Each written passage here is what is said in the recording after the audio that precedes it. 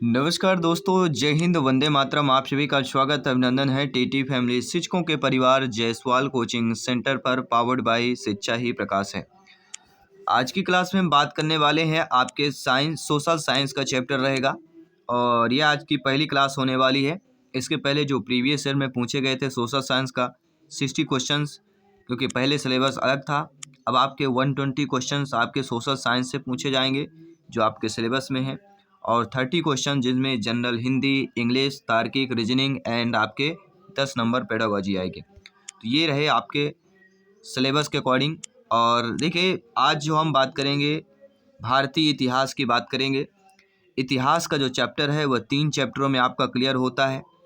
एक होता है प्राचीन भारत का इतिहास, मध्यकालीन भारत का इतिहास और आधुनिक भारत का इतिहास। 3 चैप्टरों में हम इतिहास हिस्ट्री का चैप्टर कंप्लीट करेंगे आपके पूरे according syllabus, according two questions के जो लेवल आने हैं उसी प्रकार के हम यहाँ पे करने वाले हैं। तो सभी लोग ध्यानपूर्वक अटेंड कीजिएगा। ये पहला पार्ट रहने वाला है और इस पार्ट में दोस्तों हम 25 प्रश्न करेंगे। साथ ही साथ दोस्तों मोस्ट इम्पॉर्टेंट क्वेश्चंस करेंगे। 25 प्रश्न यहाँ पे करने वाले हैं जो कि विथ डिटेल पर क्वेश्चंस करने जा रहे हैं। तो सभी लोग तैयार हो जाइए, जिसमें से पहला प्रश्न आप लोगों की स्क्रीन पर ऑलरेडी आ चुका है। प्रश्न पूछा जा रहा है कि सिद्ध मातृका लिपि प्राचीन भारत में संस्कृत के कई रूपों में से एक थी। इस लिपि ने संस्कृत के कई शब्दों का प्रचलन चीन और जापान में कराया। इसका विकास जो है किसके काल में हुआ था? यानी सिद्ध मातृका लिपि जो है प्राचीन भारत में संस्कृत के कई रूपों में एक थी। इसका जो विकास है किसके काल में हुआ? कनिष्क के, हर्ष के, मिनांडर के या चंद्रगुप्त विक्रमादित्य के काल पर हुआ था? सभी लोग बताइएगा अगर आपसे बन रहा है तो। यह दोस्तों आपके हर्ष के शासन काल में हुआ था। जी हाँ, सिद्ध मातृका लिपि प्राचीन भारत में संस्कृत के कई रूपों में से एक मानी जाती थी। इस लिपि ने संस्कृत के कई शब्दों का प्रचलन चीन और जापान में भी कराया है। इसका विकास जो किस काल में हुआ था? हर्ष के काल में हुआ था और इसे हर्ष लिपि भी कहा जाता है। जी हाँ दोस्तों, जो आपका यह है सिद्ध मातृका लिपि है, इसे हर्ष लिपि के नाम से भी जाना जाता है। ये भी आप लोगों को नोट कर लेना है। इसके बाद आपका दूसरा प्रश्न, निम्नलिखित वैदिक ग्रंथों में से किसमें जो है पहली बार पुनर्जन्म के सिद्धांत का एक व्यवस्थित व्याख्यान दिया है? छांदोग्योपनिषद में, मुंडक उपनिषद में, शतपथ ब्राह्मण में या बृहदारण्यक उपनिषद की बात करेंगे। तो वैदिक ग्रंथों में किसमें जो है पहली बार जो है पुनर्जन्म के सिद्धांत का एक व्यवस्थित व्याख्यान दिया गया है? तो वह कहलाता है छंदोग्यो उपनिषद की बात करेंगे। ठीक है, छंदोग उपनिषद की बात करेंगे। पहला ऑप्शन सही हो जाएगा। इसके बाद आपका अगला प्रश्न है जो ऑलरेडी स्क्रीन पर आ चुका है। प्रश्न क्या पूछा जा रहा है? बहुत ही अच्छा प्रश्न है कि प्राचीन काल में किन आधुनिक क्षेत्रों को संयुक्त रूप से स्वर्ण प्रायद्वीप कहा जाता था? Kashmir, Hindu Kush, Afghanistan, Malaysia, Thailand, Singapore, Burma, Australia, New Zealand, Iraq, Iran और फारस की खाड़ी। तो प्राचीन काल में किन आधुनिक क्षेत्रों को संयुक्त रूप से स्वर्ण प्रायद्वीप कहा जाता था? तो वह हमारी कहलाती है कश्मीर, हिंदकुश और अफगानिस्तान। पहला option is the right answer, correct answer हो जाएगा। इसके बाद आपका 4th नंबर क्वेश्चन है जो ऑलरेडी आपके स्क्रीन पर आ चुका है और प्रश्न पूछा जा रहा है कि पुष्यमित्र शंगु का उत्तराधिकारी कौन था? अग्निमित्र था, सुजेश था, वज्रमित्र था या देवभूत की बात कर रहे हैं? तो पुष्यमित्र शुंग का उत्तराधिकारी कौन था? सभी लोग बताइए। तो हम बात करेंगे अग्निमित्र। पहला ऑप्शन सही हो जाएगा। ठीक है दोस्तों, हम किसकी बात करें? अग्निमित्र की बात कर रहे हैं। देखिए, पुष्यमित्र शंगु के जो है 33 वर्ष शासन के बाद अग्निमित्र शासक बना।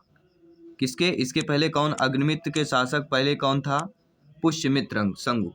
33 वर्ष शासन किया पुष्यमित्र शंगु ने।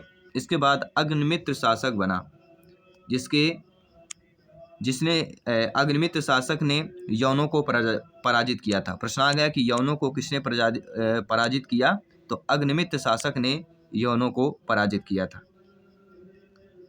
इसके बाद अगला प्रश्न है कि राजवली पताका किसने लिखी? कलहर ने, पंडित जोनार्जा ने, पंडित श्रीवर ने, पंडित ब्रजाभट्ट ने लिखी। तो राजवली पताका किसने लिखी थी? तो पंडित प्रजाभट्ट की बात करेंगे, डी ऑप्शन की बात करेंगे। इसके बाद आपका छठा प्रश्न है कि अंग महाजनपद को मगध में किसने मिलाया? अशोक ने, बिंदुसार ने, बिंबिसार ने या अजातशत्रु ने मिलाया? सभी कमेंट कीजिएगा मेरे प्यारे प्यारे भाइयों के, प्यारी प्यारी बहनें, गृहिणी जिनका सपना है टीटी एग्जाम को फतेह करना। जायसवाल सर आप सभी का अभिनंदन, स्वागत करते हैं। अंग महाजनपद को मगध में किसने मिलाया? तो हम बात करेंगे बिंबिसार। अंग महाजनपद को मगध में किसने मिलाया था? बिंबिसार ने मिलाया था।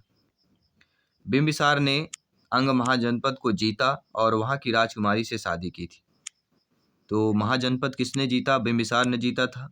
और महाजनपद की राजकुमारी से किसने शादी की? बिंबिसार ने महाजनपद को जीता और वहां की राजकुमारी से विवाह किया, शादी किया। इसके बाद अगला प्रश्न है जो ऑलरेडी आपके स्क्रीन पर है, और आइए देख लेते हैं क्या प्रश्न हमारा पूछा जा रहा है। 7वां प्रश्न है, प्रश्न है कि निम्न में से किस राजा का उल्लेख अशोक के अभिलेख में है? Antiochus first, Seleucus second, Antiochus second, Seleucus fourth. तो किस राजा का उल्लेख अशोक के अभिलेख में है? सभी लोग बताइएगा। हम किसकी बात करेंगे? एंटियोकस सेकंड की बात करेंगे। जी हाँ, एंटियोकस सेकंड राजा का उल्लेख अशोक के अभिलेख में है। इसके बाद अगला प्रश्न है, रुमिंडी स्तंभ शिलालेख कहां पर है? जूनागढ़ गुजरात, रांची झारखंड, भाबरू राजस्थान, लुम्बिनी नेपाल। तो रुमिंडी स्तंभ शिलालेख कहां पर स्थित है? तो हम बात करेंगे लुम्बिनी नेपाल पर स्थित है। रुमिंडी स्तंभ शिलालेख आपके लुम्बिनी नेपाल पर स्थित है। अशोक ने अपने शासन में 12वें वर्ष में लुम्बिनी की यात्रा की और वहां पर कर मुक्त की घोषणा की थी। तो अशोक की बात करेंगे। अशोक ने अपने शासन में 12वें वर्ष जब उसने शासन किया, तो 11 वर्ष शासन करने के बाद 12वें वर्ष जब शासन कर रहा था, तब उसने लुम्बिनी की यात्रा की थी। और लुम्बिनी की यात्रा करने के बाद, जो कि नेपाल पर स्थित है, वहां पर कर मुक्त की घोषणा की थी। इसके बाद अगला प्रश्न है, कौन से ग्रंथ कालिदास के ग्रंथ हैं? ऋतुसंहार, मेघदूतम, मलविकाग्निमित्रम, कुमार संभवम, अभिज्ञान शकुंतलम। तो आप सभी लोग जानते हैं ये पांचों आपके जो ग्रंथ हैं ये कालिदास के द्वारा लिखे गए हैं, कालिदास के ग्रंथ हैं। तो उपरोक्त सभी ऑप्शन जो दिया गया है, डी ऑप्शन हमारा सही हो जाएगा।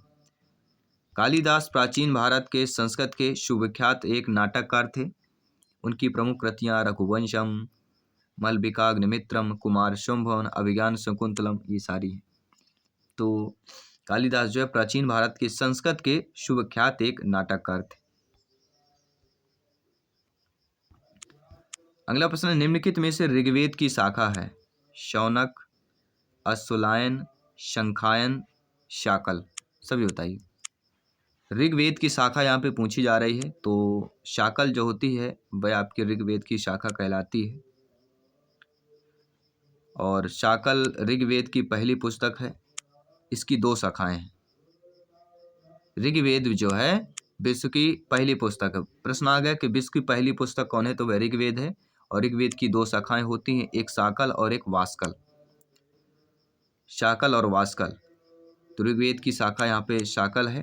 अगर वास्कल भी आता है तो फिर आपका वास्कल वाला भी ऑप्शन सही है, शाकल और वास्कल। आइए बात करेंगे अगले प्रश्न की। ऋग्वैदिक काल में राजा का दूसरा नाम क्या था? गोमत, गोपति, गोप, गोमित्र। तो ऋग्वैदिक काल में राजा का जो दूसरा नाम था वह गोपति था। क्या था? गोपति। ऋग्वैदिक काल में राजा को गोपति कहा जाता था। क्या कहा जाता था राजा को? गोपति के नाम से बुलाया जाता। राजा न कह के गोपति कहा जाता था। तमिल साहित्य के संगम काल के समय कौन से राज्य थे? चोल राज, चेर राज, पांड्य राज या उपरोक्त सभी राज्य थे। यहाँ पे तमिल साहित्य के संगम काल के समय की बात कर रहे हैं। तो तमिल साहित्य के संगम काल के समय जो राज्य थे, चोल राज्य भी था, चेर भी था और पांड्य राज्य भी था। ये तीनों राज्य उपलब्ध थे। तो उपरोक्त सभी ऑप्शन जो डी ऑप्शन दिया गया है वह हमारा सही हो जाएगा। ठीक है, संगमकालीन वंश चोल, चेर और पांड्या ये तीनों थे। अगला प्रश्न है, अशोक ने किस अभिलेख में खुद को पियादस्सी लाजा मगधे कहा? जूनागढ़, कंधार, दीपवंश या भाब्रू? सभी बताइएगा। अशोक ने किस अभिलेख में खुद को पियादस्सी लाजा मगधे कहा था? वह ग्रंथ आपको बताना। सॉरी, अभिलेख पूछा जा रहा है। ठीक है, तो अब अशोक ने जिस अभिलेख में खुद को पियादस्सी लाजा मगधे कहा था वह आपका भाब्रू अभिलेख की बात करेंगे। अशोक ने भाब्रू शिलालेख में खुद को पियादस्सी लाजा मगधे कहा था। इसके बाद अगला प्रश्न है, अशोक के राज में पौर कौन था? पौर शहर का गवर्नर था, मुख्य न्यायाधीश था, मंत्री था या दंडपाल था? अशोक के राज में पौर कौन था? तो अशोक के राज में पौर आपके एक शहर का गवर्नर था। क्या था? शहर का गवर्नर कहा जाता था। पौर जो है शहर के गवर्नर को कहा जाता था। अगला, बिंदुसार के राज में सीरिया का राजदूत कौन था? डाईमाइकस, डेमेट्रोस, मेगस्थनीज या वेनसांग? तो बिंदुसार के राज में सीरिया का राजदूत कौन था? वह था आपका डाईमाइकस। बिंदुसार के राज में सीरिया का राजदूत आपका डाईमाइकस था। सीरिया के राजा एंटियोकस प्रथम ने डाईमाइकस नामक राजदूत को बिंदुसार के दरबार में भेजा था। किसने? सीरिया के राजा एंटियोकस प्रथम ने बिंदुसार के दरबार में अपने राजदूत डाईमाइकस को भेजा था। अगला प्रश्न है, उत्तरी पांचाल की राजधानी कहाँ थी? अहिच्छत्र, वज्जी, कंपिल या मथुरा? सभी बताइएगा मेरे प्यारे मित्र, शिक्षा बंधु, भाई बहन, गृहिणी जिनका सपना है टीटी एग्जाम को फतेह करना। उत्तरी पांचाल की राजधानी कहाँ थी दोस्तों? वह थी आपकी अहिच्छत्र में। कहाँ पर उपस्थित थी? अहिच्छत्र में। उत्तरी पांचाल की राजधानी अहिच्छत्र थी और दक्षिणी पांचाल की राजधानी कंपिल थी। अगर उत्तरी पांचाल की राजधानी पूछा जाए तो अहिच्छत्र और दक्षिणी पांचाल की राजधानी पूछा जाए तो काम्पिल। ठीक है, दोनों याद रखिएगा, उत्तरी और दक्षिणी। अगला प्रश्न है, किस गुप्त राजा को लिच्छवी दहित्र कहा जाता था? किस गुप्त राजा को लिच्छवी दहित्र कहा जाता था? श्री गुप्त को, चंद्रगुप्त फर्स्ट, चंद्रगुप्त सेकंड या समुद्रगुप्त को कहा जाता था? तो किस गुप्त राजा को आपके लिच्छवी दहित्र कहा जाता था? सभी लोग बताइए। तो हम बात करेंगे समुद्रगुप्त गुप्त को जो है लिच्छवी दहित्र कहा जाता था। डी ऑप्शन सही हो जाएगा। समुद्रगुप्त जो था चंद्रगुप्त प्रथम का बेटा था। वह चंद्रगुप्त की पत्नी लिच्छवी राजकुमारी का पुत्र था। इसी कारण समुद्रगुप्त को लिच्छवी दहित्र कहा जाता था, अर्थात लिच्छवियों की पुत्री का पुत्र। तो दहित्र मतलब क्या होता है? पुत्रियों के पुत्र को दहित्र कहा जाता था।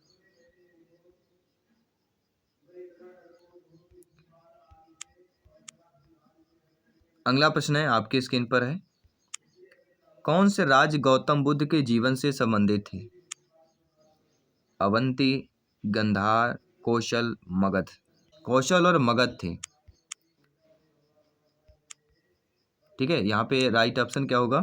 कौशल और मगध की बात करेंगे। तीसरा और चौथा वाला होगा, थर्ड जो दिया गया है कौशल और मगध। तो तीसरे और चौथे ऑप्शन की बात करेंगे, क्योंकि अवंती और गंधार जो राज थे गौतम बुद्ध के जीवन से प्रत्यक्ष से संबंधित नहीं थे। कौशल के राजा प्रसेनजित गौतम बुद्ध के शिष्य थे और मगध के राज्य जो है गौतम बुद्ध की शिक्षाओं से प्रत्यक्ष संबंधित थे। इसके बाद अगला प्रश्न है, निम्नलिखित में से कौन सी संस्कृति धूसर मिट्टी के बर्तनों के लिए जानी जाती है? मालवा संस्कृति, पूर्वी नवपाषाण संस्कृति, बुर्ज होम संस्कृति या जोरवे संस्कृति की बात कर रहे हैं। इनमें से जो संस्कृति धूसर मिट्टी के बर्तनों के लिए जानी जाती है वह संस्कृति आपके बुर्ज होम संस्कृति की बात करेंगे।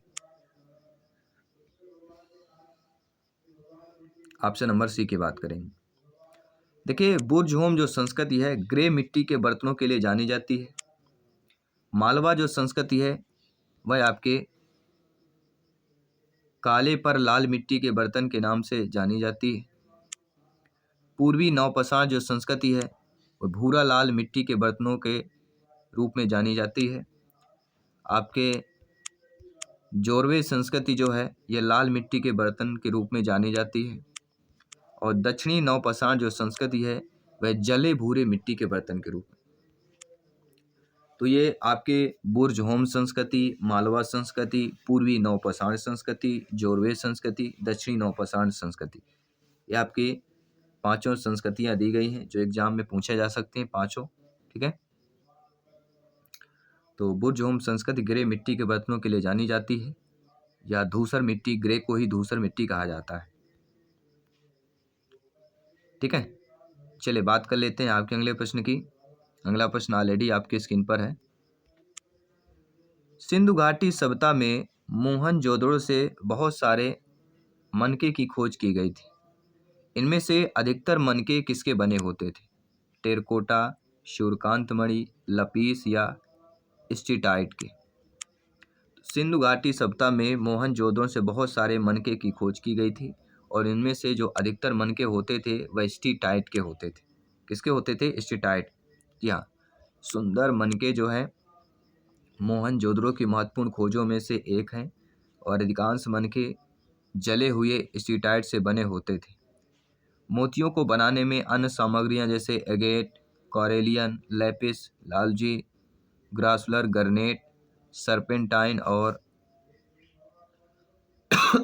अमेजोनाइट शामिल हुआ करता था। तो वह हम बात करेंगे स्टीटाइट की बात कर रहे हैं। इसके बाद अगला प्रश्न है, मैसिडोनिया वापस लौटते समय सिकंदर की सैन्य मुठभेड़ किसके साथ हुई थी? पोरस, मलोई, संगीतज्ञ या अम्बे? मैसिडोनिया वापस लौटते समय सिकंदर की सैन्य मुठभेड़ किसके साथ हुई थी? सभी लोग बताइएगा और फीडबैक कीजिएगा।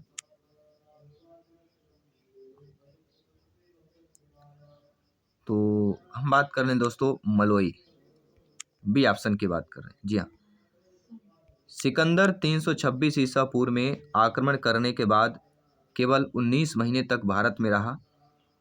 जब वह मैसिडोनिया लौट रहा था तो उसका गण संघों जैसे मलोई यानी मालव के साथ सैन्य मुठभेड़ हुआ था।